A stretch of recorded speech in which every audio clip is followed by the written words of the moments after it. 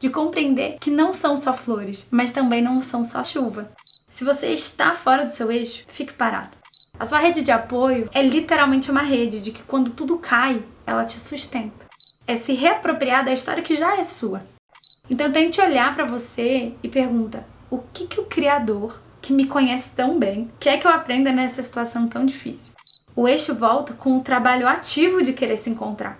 Olá! Seja muito bem-vindo a mais um vídeo aqui do canal. Se você não me conhece, eu sou a Malu, falo de autoestima, espiritualidade e desenvolvimento pessoal aqui no YouTube e no Instagram. Então, se você não me segue nas outras redes, não deixe de me acompanhar, que lá eu trago conteúdos diários e reflexões pra gente viver uma vida mais leve. O vídeo de hoje foi uma temática que vocês me pediram lá no Instagram pra falar sobre como lidar quando a vida nos tira do eixo. E eu acho isso muito importante porque eu sinto que isso acontece ao longo da nossa vida o tempo todo. Tem mais tempestade do que calmaria. E eu acho uma habilidade a gente ter flexibilidade e gerenciamento emocional pra lidar com as dificuldades que se apresentam no nosso dia a dia. Então esse vídeo contém 7 dicas para você olhar para sua vida, para você conseguir sair desse momento e realmente enfrentar de maneira mais amorosa com você mesmo. Trazendo um pouco de contexto também, eu sinto que a tempestade, ela faz a gente lembrar dos dias de sol. E os dias de sol fazem lembrar que a gente tem a tempestade. No budismo fala muito sobre isso, sobre a impermanência da vida. Então, se as coisas estão boas, prepare-se porque elas podem piorar. E se as coisas estão ruins, elas não podem piorar. Daqui é só pra cima. Então, eu acho a beleza de ver aquele movimento assim, aquele gráfico, de entender que faz parte de um movimento saudável. E eu bato muito nessa tecla em vários vídeos sobre compreender os processos da vida. Porque não compreender como é o jogo da vida faz a gente sofrer desnecessariamente. E quando a gente compreende que a vida é feita de altos e baixos, e isso não é uma frase pronta da internet, é do fundo do meu coração, da sabedoria da minha própria experiência e dos meus estudos, de compreender que não são só flores, mas também não são só chuva. E a beleza de como lidar quando a vida te tira do eixo é que tem muito disso tem a ver com o que está às suas mãos. As 7 dicas que eu vou falar aqui são 100% aplicáveis a qualquer contexto. E se não forem, você aplica as outras.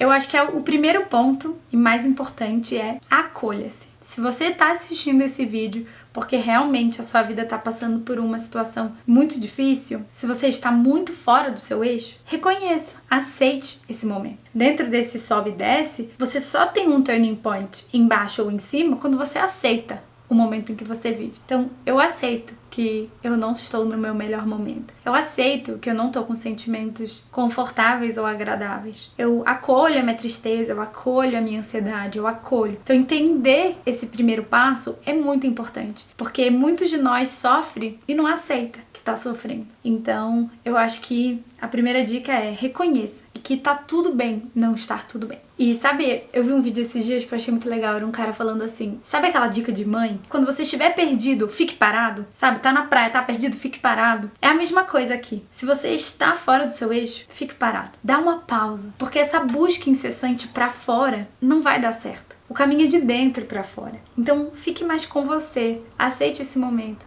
Reconheça suas emoções. Fique parado um pouco até você ganhar um fôlego para poder sair do lugar. Ponto número 2, o que fazer quando a vida te tire do eixo. Busque a sua rede de apoio. A sua rede de apoio é literalmente uma rede de que quando tudo cai, ela te sustenta. Isso está escrito no livro da Biblioteca da Meia-Noite que eu li recentemente. Até postei no Instagram falando sobre esse livro. A sua rede de apoio são os seus pilares, são a sua sustentação. Para quem você recorre quando você tá perdido, inseguro, triste, ansioso, depressivo? Quem são essas pessoas com quem você pode contar? E recorrer mesmo a eles. Falar, olha, eu preciso de você. Preciso que você me escute sem me julgar. Preciso que você venha aqui na minha casa ficar um pouco comigo, porque eu não tô dando conta, eu tô muito fora do meu eixo. Então eu acho isso importante também, a gente incluir o outro na nossa jornada. Porque quando a gente divide o peso, realmente fica mais fácil. E trazer esse senso de acolhimento mesmo. De, putz, nossa, eu realmente não tô sozinho. Tem gente aqui por mim. A gente precisa ser humilde pra pedir ajuda. Isso dá muita força. Mas precisa vencer uma batalha de assim, ai, a pessoa vai achar que eu sou fraco. Não. Ela vai te dar força. Eu tenho certeza que qualquer amigo que a gente pede ajuda, ele vai falar, óbvio, eu tô aqui por você. Se ele é amigo de verdade. Então, busque sua rede de apoio. Ponto 2. Acho que eu já tô no 3, né? se afaste do seu problema. Então, dentro do que você pode, se o seu problema é dentro da sua casa, se o seu problema é no seu trabalho, veja em que medida na sua vida você consegue se desidentificar dele. E se afastar não é se afastar fisicamente, é emocionalmente se desidentificar com o seu problema. Tentar falar do seu problema na terceira pessoa, sabe? Como se alguém tem um problema com isso. Como que ela pode lidar? Porque quando a gente está hiper identificado com o problema, isso traz muito sofrimento. Mas quando a gente distancia, coloca um pouco pra fora, faz com que a gente enxergue as coisas com outra perspectiva. E por isso que, por exemplo, a rede de apoio, ter alguém pra conversar, pode ajudar muito. Porque quando você conta pra outra pessoa o que você tá sentindo, muitas vezes isso diminui. A gente não fica mais tão perdido e tão sozinho. Outras formas de você se desidentificar com o problema são principalmente meditação e escrita. Essas duas práticas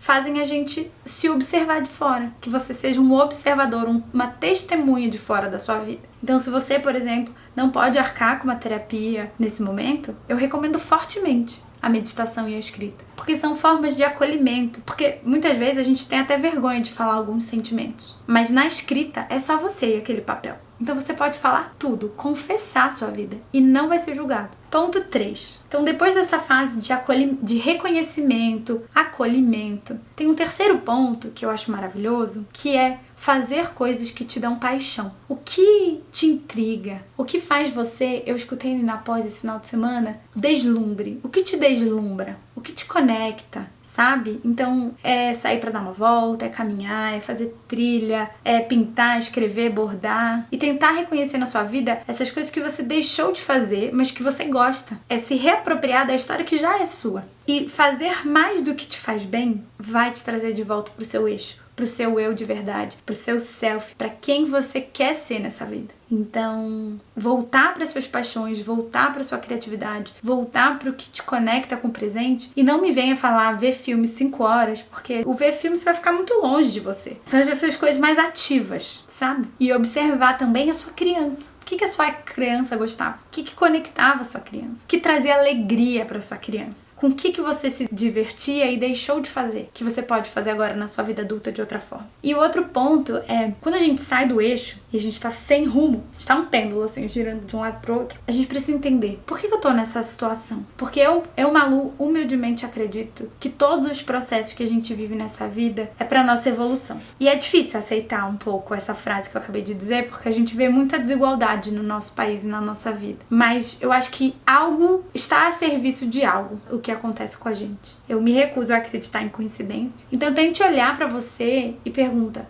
o que o Criador, que me conhece tão bem, quer que eu aprenda nessa situação tão difícil? E, por exemplo, eu vejo muita gente terminando relacionamento porque se perdeu dentro do relacionamento. Já vi muito casal falar que a melhor coisa que fizeram foi um ter traído o outro, porque agora os dois conseguem trazer propósito para esse relacionamento, conseguem se amar, cada um em sua individualidade e fazer coisas juntos. Porque depois de tantos anos casados, cada um foi para um lado e eles perderam essa conexão. Mas a partir de um momento estressante como uma traição, eles voltaram para dentro, voltaram para a própria relação e começaram a se trabalhar como ser humano. Então, tô dando esse exemplo drástico, mas muitas vezes, assim, o pé na bunda é o que te coloca pra frente.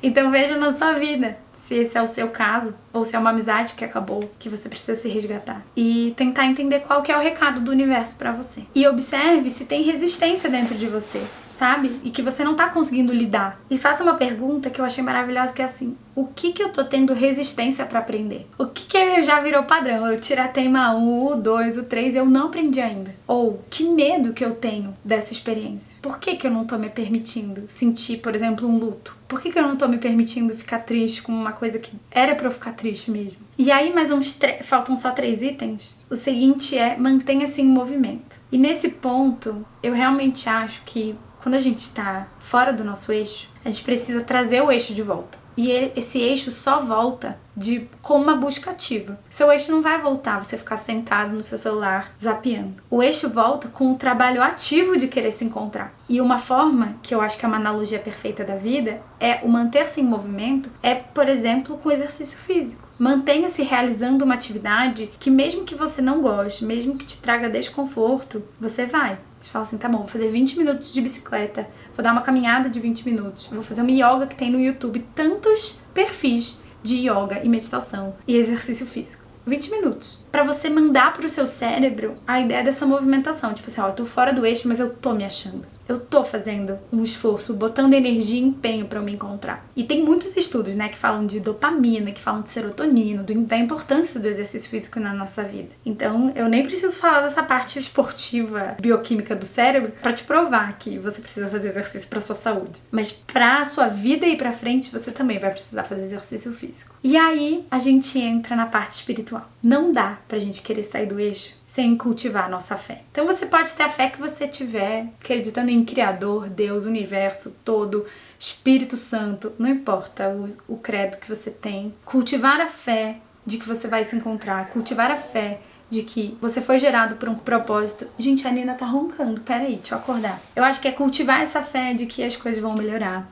Cultivar essa fé de que nutrir o seu coração de esperança, nutrir o seu coração de fé, nutrir a ideia de que nada é em vão, tudo é processo, é experiência, e nutrir uma confiança em Deus, nutrir uma confiança, mesmo você não sabendo, as coisas vão se encaminhar e que você está a serviço de algo maior. Eu já falei isso em outros vídeos, se eu não me engano, existe um buraco no coração do homem do tamanho de Deus, ou do Espírito Santo, ou da fé. E esse vazio, ele não se preenche se a gente não cultivar a nossa vida espiritual. Então busque ver o que na sua vida te conecta, faz você sentir mais perto do divino, de algo maior. Tem uma frase que é descansar em Deus. Descansa em Deus. Relaxa.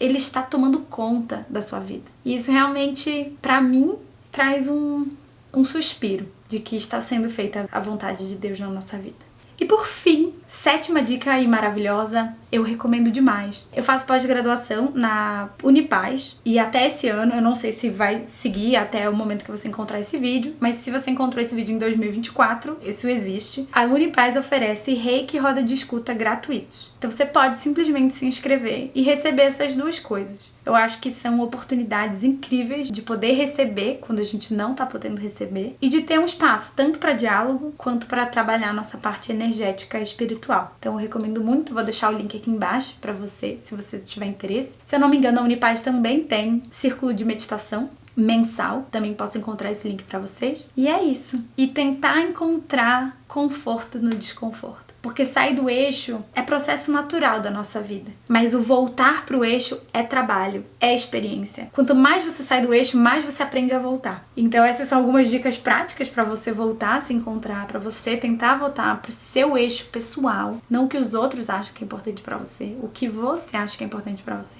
E comenta aqui pra mim qual desses passos você acha que fez sentido, que você quer praticar na sua própria vida. Um beijo pra vocês, fiquem com Deus e a gente se vê na semana que vem. Tchau!